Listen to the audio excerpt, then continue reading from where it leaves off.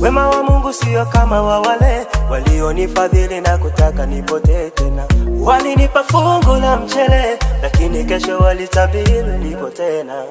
Lakini wewe Mungu ukanikaribisha, ukanifundisha, ukanifanya upya, ukanithamanisha, ukanipandisha. Ukaniahidi sitojuta Bwana, kwako nitakuwa salama.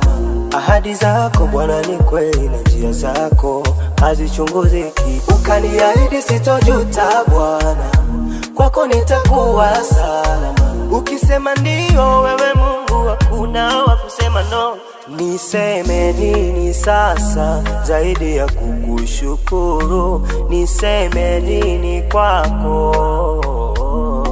Maana umenitendea wema, sina budi kushukuru.